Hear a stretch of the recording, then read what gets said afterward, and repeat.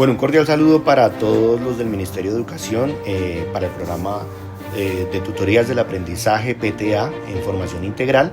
Nos encontramos con el rector José Hernández de la institución educativa La Paz número 1 en Flandes, Tolima, departamento del Tolima, al cual vamos a trabajar en este proceso que corresponde a la lectura de contexto vista desde el directivo docente con esas temáticas centrales enviadas y compartidas por el Ministerio. Director José, señor rector, muy buenos días. Profe Sebastián, ¿cómo me le va? Tranquilo. Primero que todo, buenos días y gracias por la invitación. Vamos a mirar a ver de qué manera podemos contribuir a todos estos procesos de educación de nuestros jóvenes. Muchísimas gracias. Bueno, en los temas centrales entonces vamos a estar abordando precisamente esa mirada de lectura de contexto desde el directivo docente para las instituciones educativas o los establecimientos educativos en donde nos encontramos. Como primer tema central que vamos a estar trabajando y que le vamos a preguntar al señor director, acá al señor rector José, y es cómo es el sistema de planeación institucional y cómo se articulan los diferentes niveles y acciones de planeación PEI para el plan de estudios, para el plan de área, para sus planes para su plan de grado y para el plan de aula. Cuéntenos, señor. Bueno, Sebastián, te cuento que yo llegué acá a la institución ya hace 8 años, por allá en el 2000, finales del 2017. Flandes y a nivel nacional, Flandes está connotada como un municipio con una problemática social un poco complicada, en donde el modelo educativo que se tiene que tener acá pues tiene que ser diferencial, tiene que permitir darle a los estudiantes lo que ellos necesitan acá, o sea, hablar de aprendizajes significativos en ellos. Cuando llegué yo acá, la institución estaba en un proceso de resignificación del PEI, en donde ellos ya hablaban de un enfoque por competencias. Ellos ya estaban hablando de que era necesario que los estudiantes aprendieran sobre competencias. Afortunadamente tuve yo una experiencia en un colegio en Bogotá, en donde duré trabajando 15 años montando procesos de competencias en los estudiantes, desarrollando procesos de aprendizaje totalmente diferentes que se salen de lo tradicional. Obviamente allá en Bogotá estaba en un colegio con unos presupuestos o con una parte presupuestal muy diferente a la parte pública, y pues acá nos tocó llegar a trabajar con las uñas. Entonces lo primero que se hizo en ese momento fue hablar con todos los profesores y mirar a ver qué podemos ofrecerles acá a los estudiantes de una manera diferente. Algo que a La Paz 1 la reconocieran acá, porque hacemos algo totalmente apartado de lo que hacían las demás instituciones, y nuestra meta era mejorar en los resultados de las pruebas externas, porque aunque unos resultados del ICFES nunca van a reflejar realmente lo que sabe un estudiante, pues sí le va a abrir o le va a cerrar puertas a nivel de estudios, de universidades e incluso de trabajos donde ellos pueden aplicar. Entonces nosotros cuando llegué acá, como le digo, Sebastián, éramos los últimos en todos los sentidos. Nos ganaba hasta los ciclos de adultos de la nocturna nos ganaban acá. Y eso es lo que hemos pretendido cambiar. Afortunadamente ha funcionado, ya no somos los últimos, incluso en varios años anteriores ya hemos sido los primeros a nivel oficial acá. En los últimos 3 años hemos tenido el mejor resultado del ICFES a nivel oficial también, y creo que eso es el resultado de un trabajo de modificación de los planes de aula, planes de grado, del currículo, de la malla curricular de nosotros acá en la institución. Nosotros tenemos un modelo pedagógico humanista con un enfoque pedagógico de enseñanza y aprendizaje por competencias, en donde nosotros, nuestra malla curricular se denominan matrices de valoración. Entonces, cada una de las áreas obligatorias que están estipuladas por el Ministerio, nuestra malla curricular se denomina matriz de valoración. Esa matriz de valoración contiene tiene inmersas para cada área 4 competencias, que nosotros las llamamos las competencias universales. No son las competencias laborales, no son las competencias personales, no son las competencias universales, no, son competencias específicas para cada una de las áreas, que se sacaron o que se establecieron con todo el cuerpo docente a partir de los lineamientos curriculares, de los DBA y de las mallas curriculares a nivel nacional. Perdón. Tranquilo. A partir de eso, establecimos 4 competencias en cada una de las áreas.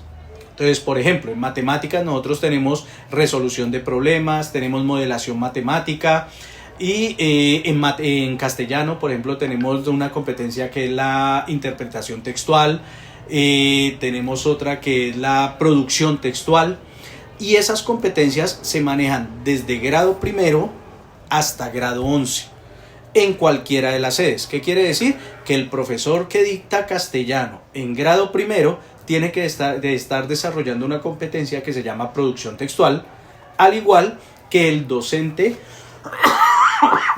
me dio la tos, que el docente que está en grado 11, que también desarrolla esa misma competencia, producción textual. ¿Qué diferencia de un grado al otro? El nivel de desempeño o la profundidad con que desarrollo ya esa competencia.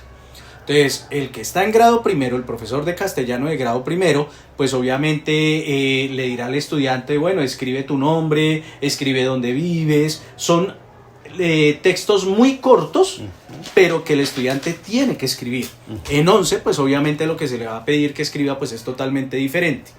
Nosotros manejamos unos niveles de desempeño, que es el sistema de evaluación, nuestro CIE, que también difiere de lo normal o de lo tradicional de las otras instituciones, en donde cada nivel de desempeño establece como un propósito, un objetivo que tiene que cumplir el estudiante. Son progresivos. Acá a los profesores se les capacitó en términos de la taxonomía de Bloom, en donde Bloom establece unos niveles o unos estadios de aprendizaje. Entonces él dice que el aprendizaje es progresivo, que hay unos niveles, que no se puede saltar. Yo no le puedo exigir a un estudiante que genere una codificación cuando no ha tenido una identificación de un proceso. Entonces los niveles de desempeño de las diferentes áreas están ancladas a los estadios de aprendizaje de los estudiantes. Entonces, si nosotros vamos a hablar de la planeación institucional, los docentes tienen que planear de acuerdo a las competencias y a los niveles de desempeño que están en esas matrices de valoración. ¿Cómo se articulan? Pues el profesor que está, ejemplo, en grado primero, que desarrolló la competencia de producción textual, que llegó a un nivel de desempeño, a un estadio de aprendizaje determinado, el que ya está en grado segundo debe arrancar de donde terminó el de grado primero. Debe ser progresivo.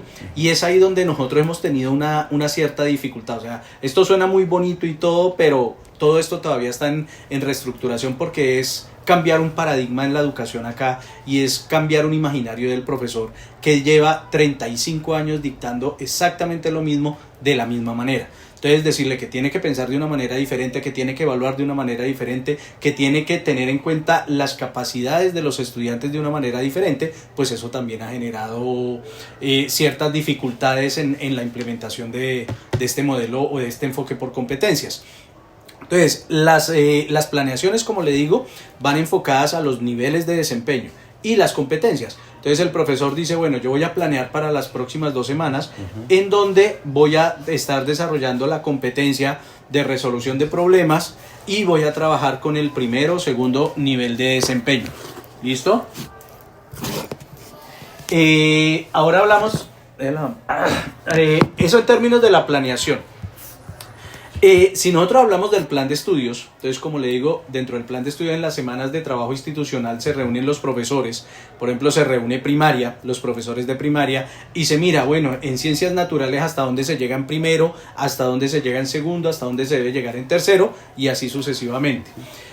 Por cuestiones de tiempo, nosotros acá en las instituciones educativas oficiales pues no contamos con todo el tiempo ni todos los espacios para que los profesores se reúnan de tal manera que podamos organizar de una manera diferente esa preparación, esa planeación, digámoslo, para el año, en donde los profesores de la misma área se puedan reunir, se puedan tener un espacio para decir cómo vamos, qué llevamos, para dónde vamos y dónde nos estamos quedando o qué dificultades se han generado.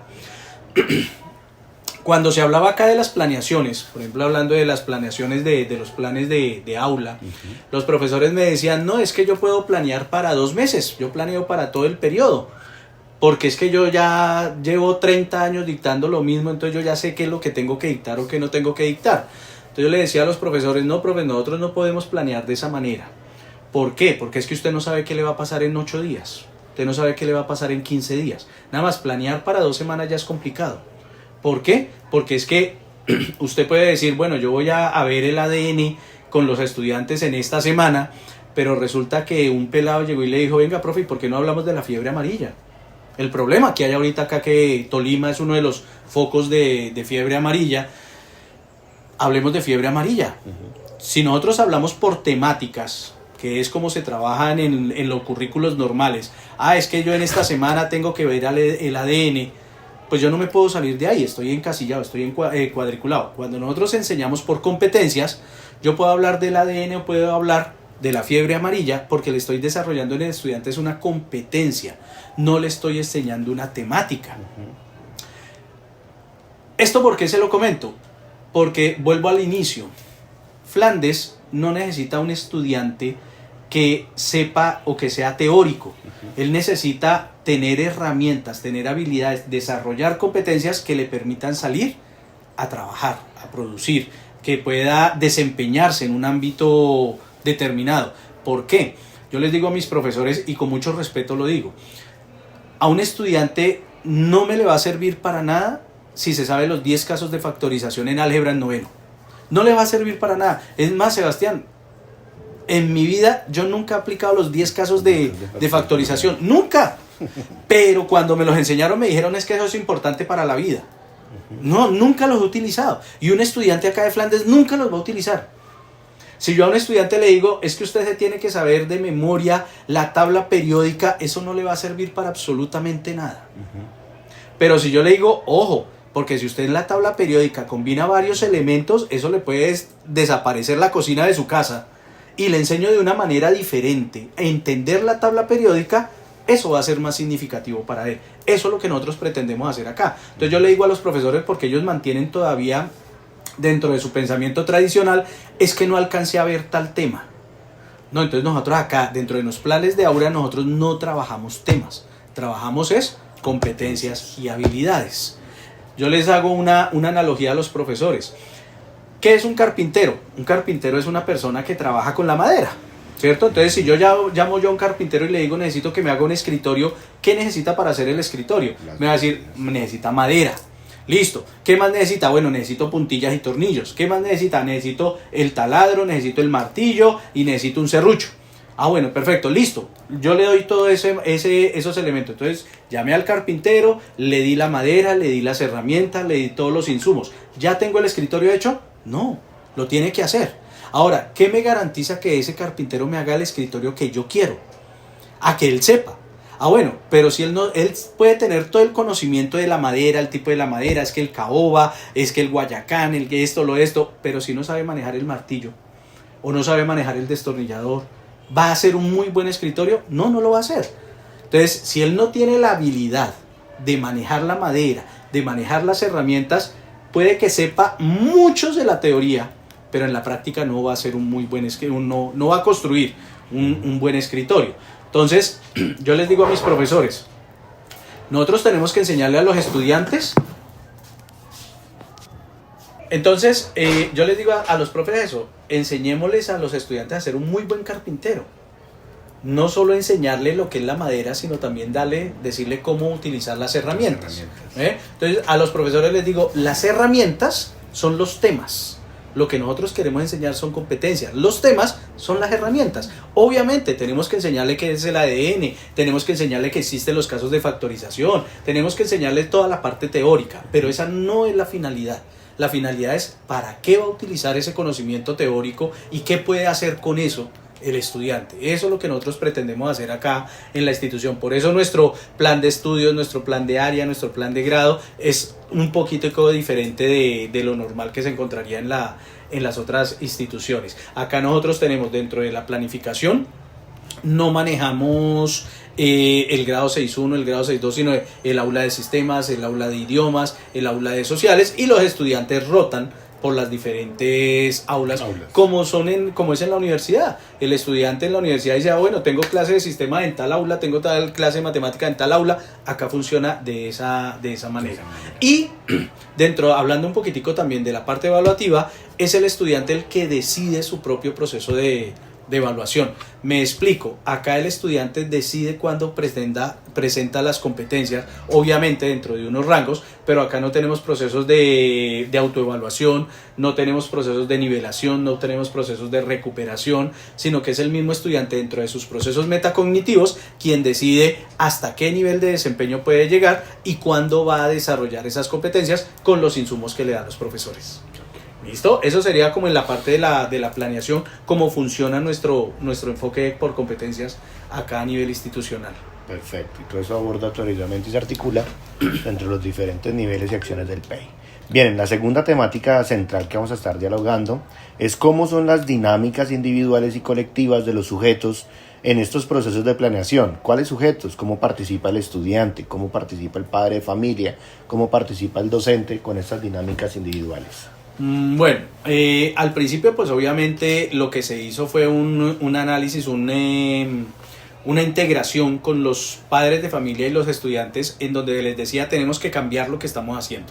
O sea, se llamó a todos los sectores a todos los actores del sector educativo para que participaran en la construcción de esta propuesta. Entonces el estudiante daba su opinión, el padre de familia daba su opinión, el docente también daba su opinión en cómo podríamos cambiar o cómo podríamos implementar un modelo, un enfoque totalmente diferente, algo diferenciado que fuera solo de acá de La Paz 1. Entonces esto ha sido tan bonito porque en este momento el estudiante ya se da cuenta que el poder de la nota no lo tiene el docente, sino lo tiene él. Entonces, dentro de esas matrices de valoración, el docente le dice al estudiante, estos son los niveles de desempeño. Entonces, en el nivel 1, el estudiante tiene que hacer tal cosa, en el nivel 2 tiene que hacer tal cosa, en el nivel 3 tiene que hacer tal cosa. En estos momentos, el estudiante, que ya comprende muy bien cómo funcionan esas matrices, él es el que le dice al profesor, qué pena, profe, pero es que usted me dijo que en el nivel 3 yo tenía que hacer tal cosa y acá la hice. Y entonces es sobre eso que usted me tiene que evaluar a mí, no sobre algo diferente. Entonces, en otros lados, uno escuchaba mucho que el padre de familia decía es que el profesor me la tiene montada al estudiante, o que el mismo estudiante decía es que el profesor me tiene entre ojos y por eso ya me hizo perder. Yo les digo, no, usted acá como estudiante no me puede dar ese discurso. Usted acá no me puede decir es que el profesor me tiene entre ojos cuando usted sabe qué es lo que tiene que hacer. Esa es la forma de participación del estudiante. Entonces él sabe qué es lo que tiene que hacer, sabe cómo lo tiene que hacer y él mismo decide si lo hace o no lo hace. Entonces si él lo hizo como tenía que hacerlo en los tiempos que estaban estipulados, el profesor puede ser el que sea. Puede llegar un profesor nuevo, puede ser el profesor antiguo, puede tenerle rabia, y perdóneme la expresión, puede no compartir la metodología que utiliza el estudiante, pero el profesor le tendrá que valer lo que él hizo porque así está estipulado dentro de la matriz. Entonces el estudiante ya quita esa idea de que el profesor me tiene entre ojos, de que entonces si yo no lo hago el profesor me va a calificar mal, y ya piensa de una manera diferente. Bueno, tengo que hacerlo, me están diciendo cómo es y acá voy y lo presento. Entonces estamos generando una autonomía en los estudiantes. Él mismo decide, él mismo llega a la conclusión si lo que hizo lo hizo bien o no lo hizo mal. Acá a la rectoría llegan estudiantes donde me dicen, venga rector, lo que pasa es que no estoy de acuerdo en cómo me calificó el profesor. Entonces le digo, bueno, antes de que me diga cómo le calificó, muéstreme la matriz. ¿Qué nivel de desempeño estaba haciendo? Es que yo estábamos en el nivel 3. ¿Qué tenía que hacer? Teníamos que hacer tal cosa. ¿Lo hizo? No, es que yo lo fui a hacer de una manera diferente. No, entonces ya perdió el año acá porque usted no está cumpliendo con la matriz. Así como también hay estudiantes que me vienen a decir, es que el profesor me dijo que hiciera una cosa diferente, pero es que en la matriz me dice que lo que tengo que hacer es de esta manera. Entonces yo le digo, no, usted tiene toda la razón, y entonces ya se entra a hablar con el docente que está incumpliendo con esa dinámica de aula. Hemos tenido también casos en donde el profesor, de pronto cuando al inicio de la implementación de esto, el profesor todavía llegaba a hacer una evaluación de 5 puntos. Entonces, por ejemplo, en matemáticas, entonces decía uno, bueno, el nivel de desempeño, ejemplo, entonces desarrolla correctamente ejercicios de matemáticas con números romanos, ejemplo, cualquier cosa. Y entonces el profesor llegaba y les decía a los estudiantes, bueno, hoy vamos a hacer una evaluación y la evaluación es de 5 puntos, 5 ejercicios. Y entonces, si hacía 3 bien, entonces le colocaba 3. Si hacía los 5 bien, entonces saca 5. Si hace solo uno bien, pues pierde porque eran 5. Aquí no funciona de esa manera y el profesor se dio cuenta de eso y el estudiante también, porque el nivel de desempeño decía era desarrolla correctamente problemas de matemáticas. Y el estudiante me decía, rector, es que hice 1 y lo hice bien. Ahí no me decía que tenía que hacer los 5, ahí me decía que tenía que hacer 1 y lo hice bien. Entonces eso comenzó a hacer que los estudiantes pensaran de una manera diferente. Los padres de familia, ellos vienen y me dicen, excelente, nos gusta el modelo, nos gusta el enfoque, nos gusta la manera como lo hacen, pero infortunadamente nosotros tenemos acá en Flandes una población de padres de familia en donde su gran mayoría no son letrados o no son educados. Entonces el que entiendan la finalidad de este proceso pues ha sido bastante complicado con ellos. Muchos de ellos todavía se ciñen a la parte tradicional en donde es que no les dejan tareas. No, es que la cuestión no es que le dejen tareas o no, es que el estudiante decide si lo que hizo acá en el colegio cumplió con el nivel de desempeño o todavía tiene que hacer algo más afuera. Hay estudiantes que todo lo hacen acá en el colegio, pero el padre de familia viene y me dice es que no le están dejando tareas. Entonces el explicarle que en este enfoque no obligatoriamente se tienen que dejar tareas para la casa, pues también es un poquitico complicado para ellos. Pero de igual manera ellos cambiarles el chip a los padres de familia, pues también ahí estamos en ese proceso. Y obviamente con los docentes son los que construyen, ellos mismos son los que construyen las matrices. Ellos mismos se reúnen por áreas y ellos dicen, bueno, yo en este periodo voy a trabajar con tales temas, pero mis niveles de desempeño van a ser este y este. ¿Listo? Entonces esa es la dinámica que se maneja aquí con ellos. Bien, perfecto. Y para cerrar con este tema central de todo lo que hemos estado dialogando en esta mañana, pues la implementación de la resignificación del tiempo escolar. La implementación de la resignificación del tiempo escolar con enfoque de formación integral requiere cambios en la forma de funcionar en el establecimiento educativo. ¿Cuáles cambios? ¿Qué tipos? Su merced, ¿qué propone? ¿Qué piensa, señor rector, acorde a lo que su merced puede manejar aquí? Cuando usted me habla de los cambios en la forma como funciona el establecimiento y del tiempo escolar, lo primero que yo pienso es en la jornada única. En la jornada única. Y esa jornada única, a pesar de todas las directrices del Ministerio de Educación Nacional y todo lo que nos dicen a nosotros acá en la Secretaría de Educación, pero sigo pensando que está mal enfocada. ¿Por qué? Porque efectivamente resignificar el tiempo escolar implica que el estudiante esté a gusto acá en la institución. Si nosotros decimos, como habla el ministerio y con mucho respeto lo digo, que en la mañana entonces es toda la parte académica y en la tarde la parte lúdica, y si a un estudiante le gusta solo la parte lúdica, ¿qué va a hacer en la mañana? Pues en la mañana no va a estar a gusto. Pero si miramos lo contrario, el estudiante que es teórico, que no le gustan los deportes porque él es, en nuestra época lo llamábamos el ratón de biblioteca, ¿qué va a hacer en las tardes? Si él no es ágil para ningún deporte ni nada. Entonces, hacer esa de pronto discriminación de que en la mañana entonces hacemos toda la parte teórica y en la tarde la parte lúdica, pues no, eso no funcionaría de esa manera. Acá todo tiene que ser lúdico y todo tiene que ser pedagógico. Cuando yo llegué acá a la institución, y me acuerdo mucho de eso, hablaban de, por ejemplo, la jornada electoral, que era la votación para elegir el personero y el contralor del gobierno escolar. Y entonces acá decían, es que acá se tiene que manejar, o se manejaba, como se hace a nivel nacional, que es todo un día de votación. Entonces acá también toda la jornada era de votación. Entonces yo les decía a los profesores, venga, pero es que, ¿qué procesos de aprendizaje estamos haciendo o de enseñanza si yo le estoy diciendo al estudiante, va a votar durante todo el día, pero el estudiante se demora votando 3 minutos? ¿Qué va a hacer en el resto del tiempo? Ah, no, es que el estudiante puede pensar, puede no. Si nosotros vamos a destinar todo un día, tienen que haber actividades pedagógicas enfocadas a eso que es el gobierno escolar durante todo el día. Y si no, lo que nosotros estamos haciendo es perdiendo el tiempo. Y los profesores acá me critican mucho la palabra de perder el tiempo. Por ejemplo, acá se organizaban actividades, las izadas de bandera. Entonces la izada de bandera era todo un día. Entonces les decía, bueno, si va a ser todo un día, ¿qué actividades lúdico-pedagógicas van a haber durante esa jornada que el estudiante realmente vea que está participando en algo, que está aprendiendo en algo? Sean valores, sean competencias ciudadanas, sea en la parte pedagógica, ¿qué se está haciendo? Entonces, resignificar los tiempos implica a que pueden haber espacios lúdicos durante toda la jornada, lúdico-pedagógicos, pero tienen que ser procesos de aprendizaje para el estudiante. Así como también tienen que haber espacios teóricos en donde se tienen también que generar procesos de aprendizaje. Entonces, nosotros acá tratamos de integrarlo con los proyectos.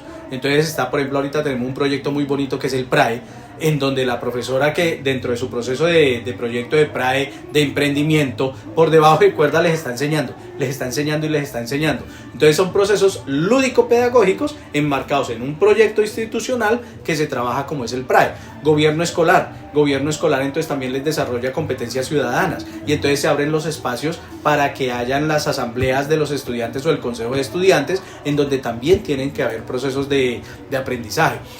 Los tiempos que se sacan para que el contralor o el personero haga su trabajo. Entonces se saca del salón, sale del salón para hacer su trabajo, pero es que también ahí está aprendiendo. Entonces pueda que no esté aprendiendo sobre la tabla periódica, sobre las mezclas o sobre los alcanos, alquinos y alquenos en química, pero está aprendiendo en hacer un líder social. Hacer un líder social, correcto.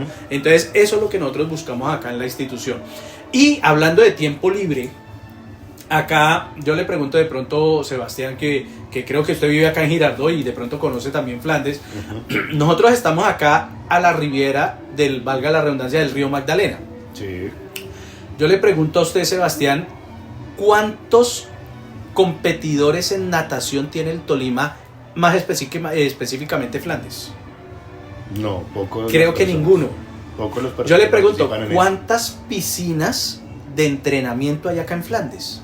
No hay piscinas No de hay. entrenamiento. Y tenemos el río Magdalena acá. ¿Usted se imagina, Sebastián, cuántos campeones de natación podríamos tener nosotros acá en Flandes si realmente se apoyara lo que tenemos nosotros acá en Flandes, que es el río? Pero si usted va y mira, más de la mitad de la población de jóvenes de 15 a 17 años se atraviesan el río Magdalena nadando. Ellos se lo pasan y van y pescan y no sé qué, y sí sé más. Pero ¿dónde está, por ejemplo, la política educativa de acá del municipio para apoyar ese tipo de deportes? Nosotros tenemos, mire, acá algo tan bonito y que lo critico yo a la alcaldía de una manera muy respetuosa y al gobierno también, y es, hace 5 años nos hicieron acá el polideportivo, nos colocaron el techo por las situaciones climáticas y todo eso. Esto es de la alcaldía. Este establecimiento, el espacio físico, literalmente es de la alcaldía. Pregúnteme cuántas escuelas de formación tenemos en deportes, que eso es lo que se puede hacer también en la contrajornada o en las jornadas complementarias para aquellos estudiantes que les gusta la parte lúdica, la parte deportiva. Pregúnteme cuántas escuelas de formación tenemos. Ninguna. Pregúnteme cuántas escuelas de formación en danza tenemos o en la parte artística. Ninguna. Y tenemos el espacio. Entonces, ¿hasta qué punto las políticas educativas del gobierno que le dice a las alcaldías o a los entes no certificados implementen, hasta dónde de verdad uno le puede sacar provecho acá a esto? Nuestros estudiantes acá, nuestros jóvenes acá en Flandes, salen, o por lo menos los de acá de esta institución, salen a las 12 y media, ¿y qué hacen el resto de la tarde? Si no tienen trabajo académico, no hacen nada. Entonces, o se salen para la calle, o se van con los amigos, con toda la problemática social que tenemos, y empiezan a mirar de dónde comienzo yo a conseguir plata. Y se nos empiezan a desviar. Si nosotros tuviéramos acá políticas educativas, en donde nos dicen, vea, allá en la institución educativa de La Paz 1, tenemos un instructor para micro, para baloncesto, para natación, para danza folclórica, para música.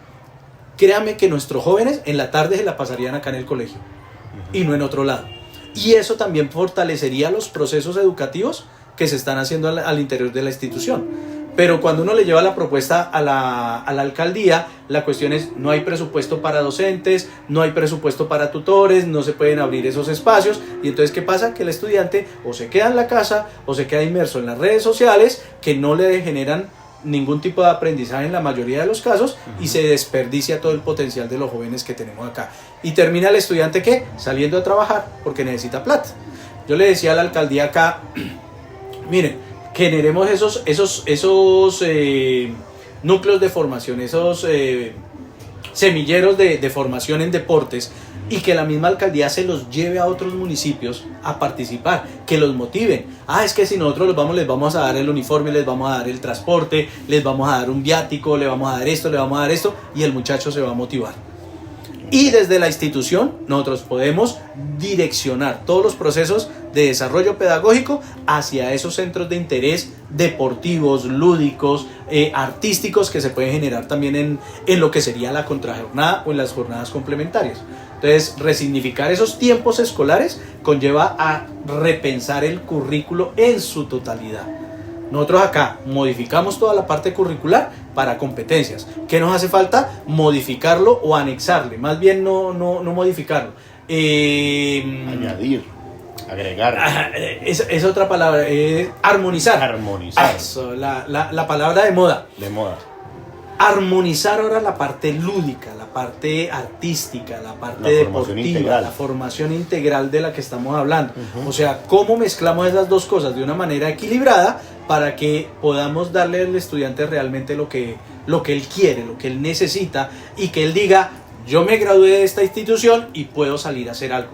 Y no que se gradúa y que diga: me puse a trabajar porque no tengo ni idea qué más hacer, o me tocó quedarme en la casa porque no tengo ni idea qué más hacer. Puede que existan de pronto, yo quiero meter ahí para cerrar, que existan de pronto esos semilleros, o que exista el SENA, o que existan otros entes como Indeportes a nivel del Tolima o algunos otros centros, pero lo que hace falta es como un convenio interinstitucional, el cual esos centros públicos pongan esas ayudas en donde corresponde. Puede que exista de pronto en la alcaldía una escuela de música, pero asistirán 2 niños en esa jornada. Entonces la idea sería llevar el profesor en convenio a la institución. A la institución, correcto. Y ahí se generaría el centro de interés dentro de la institución, fomentando la formación integral. Entonces es más una articulación o un convenio interinstitucional de los sectores públicos. Listo. Claro. Pero la cuestión ahí, Sebastián, es, por ejemplo, si hablamos del convenio con el SENA. Sí. Listo, el SENA, nosotros, por ejemplo, acá tenemos el convenio en manejo ambiental. Okay. Claro, y ahí está el técnico en manejo ambiental para los estudiantes. Pero si nosotros hablamos de otros convenios, por ejemplo, con la alcaldía, tiene que haber un seguimiento, tiene que haber una progresividad. Porque si no la hay, va a morir en el intento. De nada me sirve a mí tener un centro de interés, por ejemplo, en música. Así tenga 2 estudiantes que quieran aprender música, porque esa es la visión que ellos tienen, es la habilidad que ellos tienen, y que se les tiene que apoyar. Que así sean 2, que vengan acá a la institución, que venga el profesor. Si dentro de 2 meses la alcaldía me dice: no, es que ya no hubo presupuesto para que él siga viniendo, murió el proceso. O que llegó un nuevo alcalde y no está de acuerdo con eso, y entonces sencillamente murió el proceso. Entonces el pelado en sexto dijo: no, yo quiero aprender música, yo quiero ser un gran artista. La alcaldía patrocinó, tuvimos el profesor de música acá en la institución, pero llegó la alcaldía, el pelado ya va en séptimo, llegó otra alcaldía, acabó con el programa, y en séptimo murió esa habilidad que tenía el estudiante, porque ya no va a tener apoyo. Entonces tiene que haber algo progresivo, y ahí es cuando uno habla a nivel de gobierno, hablando acá en la alcaldía, que tienen que ser ordenanzas, tienen que ser actos administrativos desde el consejo municipal, que haga que se postergue en el tiempo. Que sea una política pública. Que sea una política pública de obligatoriedad, de obligatorio cumplimiento, que sin importar cuál sea el gobierno de turno, se esté dando en las instituciones educativas. ¿Listo? Esa sería, y eso sería de verdad lo que podemos hacer para resignificar el tiempo escolar, dándole al estudiante algo que realmente quiera. Y no unos contenidos temáticos que muchas veces entran por un oído y salen por el otro. Bueno, un agradecimiento al señor José, quien es rector de la institución educativa en Flandes. Con esto entonces damos el cierre a la lectura de contexto con vista o periferia desde el directivo docente de nuestra institución educativa La Paz en Flandes. Muchísimas gracias. Bueno, a usted, Sebastián, muchísimas gracias, y acá con gusto, cuando quiera que compartir esta información, bien pueda, cuando quieran ahondar un poquitico más en lo que tratamos de hacer acá en Flandes, con el mayor de los gustos. Muchísimas gracias. Las puertas están abiertas. Muchísimas gracias. Bueno, cerramos.